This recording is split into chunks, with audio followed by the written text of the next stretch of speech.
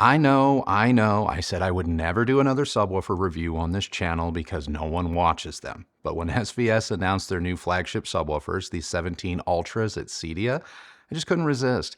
It's been way too long since I've had a big, badass reference grade subwoofer in my system. The last sub that fit that bill was a pair of JL Audio Fathom F112s, and I later replaced those with a single RBH SV1212 PR. Now, a single Fathom 112 is going to set you back $5,000. The RBH, $6,500. Not cheap, but then again, reference level performance, especially when it comes to subwoofers, rarely is. At half the cost of just one JL sub, the SB17 uses a front-firing 17-inch diameter high excursion driver that weighs over 60 pounds.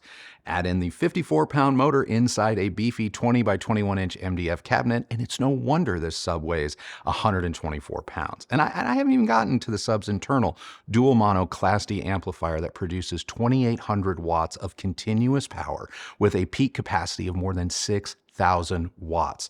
With a reported frequency response of 15 Hz to 320 Hz, the SB17 extends into sub or infrasonic territory, producing sound waves that you're likely going to feel rather than hear. Now, subwoofers often get a bad rap for being the audio equivalent of a hammer just looking for nails, but the SB17 is more than just a blunt instrument. It has options like balanced and unbalanced input and output options for your right and left channels.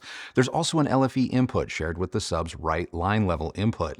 You get trigger ports, an IR input, and a USB port that works with the SVS SoundPath wireless audio adapter, which is sold separately.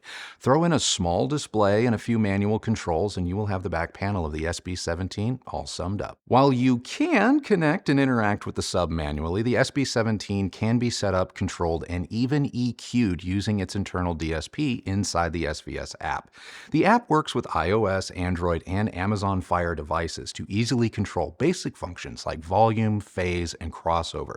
More advanced users will also have the ability to adjust polarity, room gain compensation, and parametric EQ, all of which can be saved using customizable presets, allowing you to have multiple subwoofer settings when listening to music versus, say, when watching a movie. Now, I had hoped auto subwoofer calibration would be active by the time of this review, but that has been delayed until the sub's microphone is ready, so users will not have to rely solely on their smartphones or purchase a mic separately, which is slated to happen sometime in early 2025.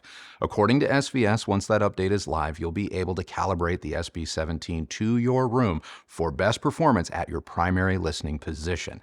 This will be especially handy, provided it works, for those of you who have, components with subwoofer outputs, but that lack calibration features or calibration software such as Dirac or Odyssey. When this over-the-air update hits, I'm going to do my best to update you. Now, while marketing images often show a subwoofer in a beautiful space in just the right spot, so it's unobtrusive and maybe even out of sight, this isn't always realistic. Placement matters, and for best results, it's important to pay attention to your room's acoustic strengths and weaknesses. For example, there are areas along the front wall of my room that result in a dip around 40 Hz at my listening position.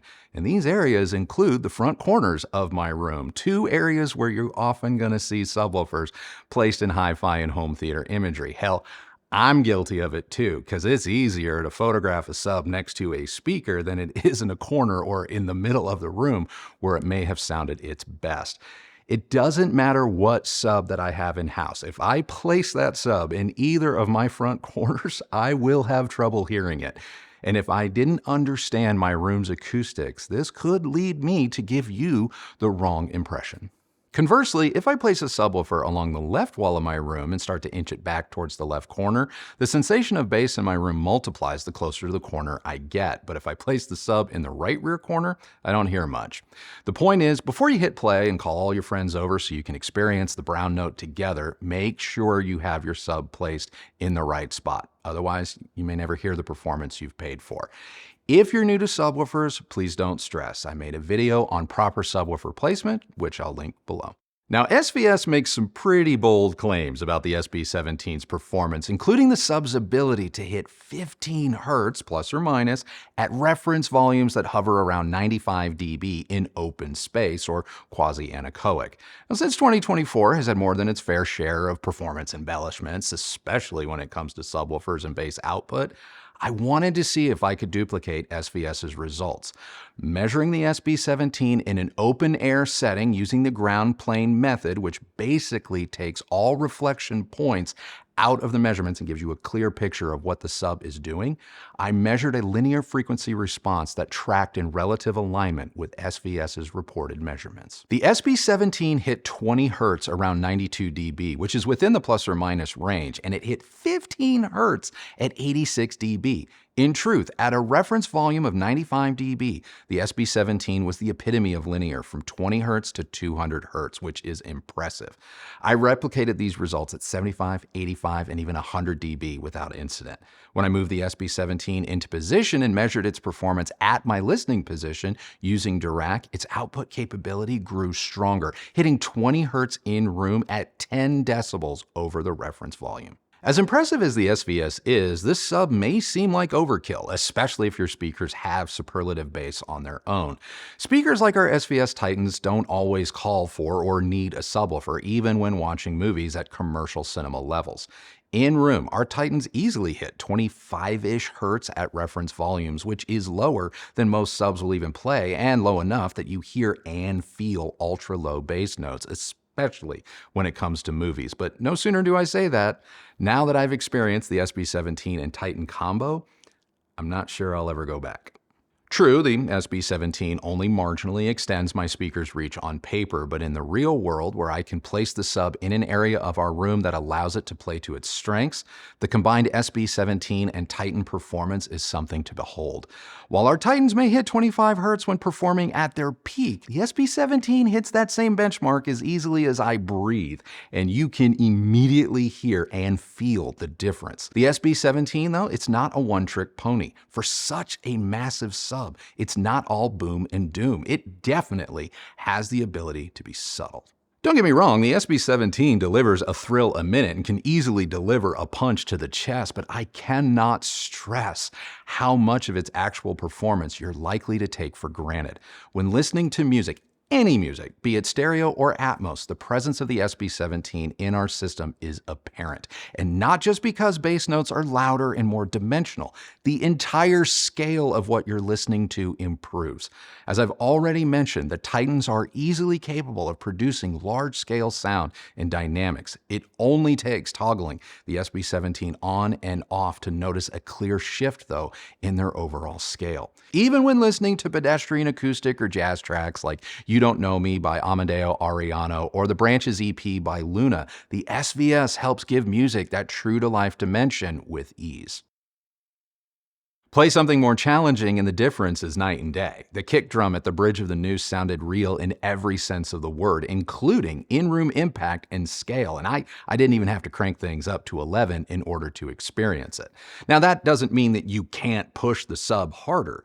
Even with volumes approaching over 90 dB in room, the SB17 didn't even break a sweat. The organic texture of the kick drum wasn't sacrificed to wow me with more punch and rumble either. Seven Lions, She Was, a great stereo track to test a speaker's soundstage width and height, especially large, full-range speakers like the Titans. With the SB17 in tow, She Was reached new heights, literally. Not to mention the track's lateral sound mixing bordered on surround sound. While bass frequencies may be more omnidirectional than most, as I said at the top of this review, placement still matters. When the SB17 is set up correctly, you realize what a difference hearing a more linear bass response can be at the listening position. This is one of the main reasons why I'm typically team bookshelf speaker plus a sub, because you can quickly piss money away on a full-range speaker with near subwoofer-like bass if you place it in your room where its low end is going to get flushed right out of existence. With a sub, you have flexibility.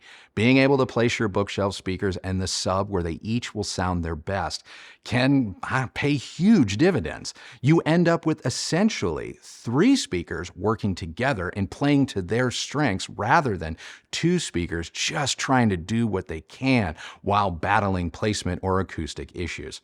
Now, if your preamp, integrated amp, or receiver has internal bass management and you can split the incoming signal, so to speak, between your speakers and the sub, this calls for less strain on your amp, and you may even start to notice a change in your speakers, just overall clarity, not to mention dynamic capabilities. The SB17 has the ability to drop the hammer and get your pulse pounding, and I am very impressed by its agility and subtlety, especially given its size. Furthermore, using Dirac's new bass control software inside the Onkyo RZ30 has greatly improved the handoff between our subwoofer and our KLIPSCH in-ceiling speakers, producing a far better and more full-range sounding experience overhead.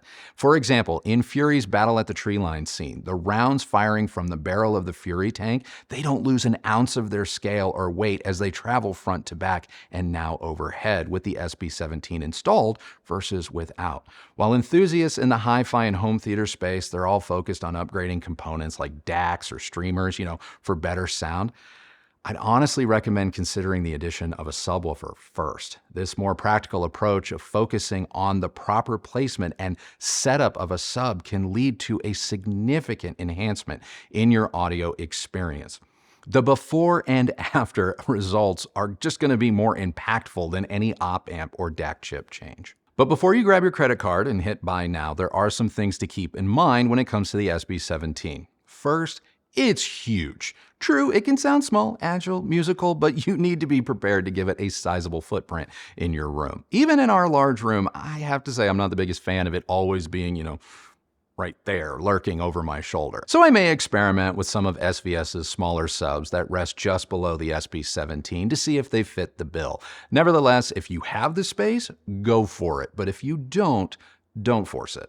Now, this next one may actually excite some of you. While the SB17 never bottomed out, clipped, or distorted in any of my tests, it rattled several pieces of nearby furniture and even caused one of the doors on our sideboard to pop open. The feet on the SB17, now they do a good job isolating it from your room and furniture, but they're not miracle workers. You may want to invest in more robust isolation feet. An even more affordable solution, believe it or not, is washing machine pucks. These will also work if you're worried about excessive vibrations traveling to furniture or worse, traveling to your neighbors, and I'll link to a few down in the description. Lastly, as with any subwoofer, proper placement may require investing in longer cables to connect your subwoofer to your preamp or receiver. SVS does make a wireless kit, which I used with the SB17, and it's great. Just know that its signal sense feature takes a second to wake up and is accompanied by an audible click from the sub's back panel. This is normal. It's going to happen each time the sub powers on and off. As for the wireless kit's effectiveness, it has been rock solid, and I'll probably never integrate a subwoofer in my system without it because it cuts way down on cable clutter. Now, since this is the first subwoofer review that I have done in years, I'm going to keep the comparisons list to the subs that I use, starting with the KLIPSCH RP1000. The SB17 is better, it's more adjustable, and the more capable sub. Nothing against the KLIPSCH. For $700, it's an undeniable bargain, and can even hit 20 Hz at reference levels with some room boundary compensation, but it's a bit of a brute and comes off as boomier and less detailed compared to the SVS. Moreover, at those really high volumes, I have managed to bottom out the KLIPSCH's 10-inch driver on 1 or 2 occasions, and that's something I haven't experienced with the SVS. All that said, it would be easier and cheaper for me to incorporate 2 subs in my room compared to 1 SVS. So if size and placement are a concern, KLIPSCH may still be a really good option. Arguably, one of my favorite subwoofers on the market right now is KEF's KC92. I love it. It's small, it packs a surprising punch, and it is far more living room friendly than the SVS. Without question, you can conceal a KC92 or 2 a hell of a lot easier than the SB17. But considering both the KEF and the SVS subs cost about the same, you are paying a pretty hefty premium for the KEF's compact size and good looks. You get a lot more for your money with the SVS. The SB17 packs more features, customization, and just better overall performance, especially if you want to enjoy linear bass at higher volumes in larger spaces. Given its smaller size, the KC92 has a surprising level of bass output in room. Now, I have no idea how KEF is arriving at their 11 Hz claims, as I have gotten nowhere near that figure in my testing. I mean, unless volumes 10 or 20 dB below reference count, in which case, the KEF can play 20 Hz in room, however, that's at extreme volumes, and I find its 20 to 30 Hz performance gets a little bit one note. But besides that, it's a very capable sub, one that I've enjoyed after extensive use. For years, we relied on the even smaller SVS 3000 Micro as our daily driver. I loved the Micro and still recommend it to this day. The Micro and the SB17, they both use the same app and have the same level of adjustability, so the user experience will be very similar. That said, this is not a fair comparison. Like the KEF KC92, the Micro can't match the SB17's output and low bass capability, even with some help from the room.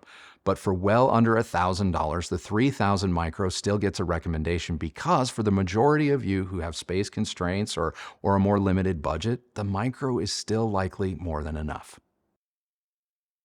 I know many of you have been asking for my thoughts about the darlings of the subwoofer world, REL. My only experience with REL was, oh my God, it was 5 years ago, and it was with their T0 Mark III. Look, the T0, which is rated down to 37 Hz, this sub is just in no way comparable to the SB17 or just any of the subs I've mentioned so far. The T0 is designed specifically to augment the low end of smaller speakers and is best suited for rooms where space is very limited. We liked that sub a lot at the time, but we ultimately decided not to move forward with the review. Now, will I do a REL subwoofer review in the future? Well, that really depends on you, the viewer, and how many people watch this video. Now, I started this review by mentioning JL Audio and RBH. Now, RBH may not be known for its subs, but that doesn't take anything away from the awesome capabilities of the 1212. That said, I'd rather have the SB17. The SB17 is every bit the RBH subs equal based on memory, notes, and some older measurements, but it costs about 1/3 as much and it's just way more user-friendly, though both subs will quickly remind you never to skip a leg day when it comes to their placement. Now, when it comes to JL Audio, this one's going to be harder for me. The Fathom line of subwoofers may be long in the tooth, but I gotta say, if it ain't broke, don't fix it. JL absolutely nailed it when they came to market with the Fathoms, and as a result, they've endured. They make some of the best subs on the market, and they've been one of my favorites for nearly 2 decades. With all that said, and setting aside the size, the SVS SB17, it can hang. I won't say it beats the Fathom, but it is comparable in many ways, not to mention it's more flexible and potentially easier to use thanks to its app. Now, I prefer the size of the Fathoms, obviously, but I can't overlook the fact that for half the cost, it would appear SVS has brought to market a reference caliber sub that goes toe-to-toe with one of the greatest to ever do it. So that's it. That is now my review of SVS's SB17 Ultra subwoofer. What did you guys think? I can't believe it's been 4 or 5 years since our last subwoofer review. So if you want to see more sub reviews, you got to be sure to watch this video, like and subscribe. Go ahead and also leave a comment. And if I missed anything, also comment down below if there's another comparison or something that you would like me to tackle in next week's Unplugged, where we find out what Christy thinks of the SVS. Until then, if you use any of the links that Christy's left for you down below, know that that's a great way that you've continued to show your support for this channel and the work that we do here. And both of us, thank you very much for doing that. Follow me on Instagram at Recovering Audiophile, and that is it for me today. So remember, the only person who has to like the sound of your system is you. So happy listening, everybody. Thank you so much for watching. See you on the next video.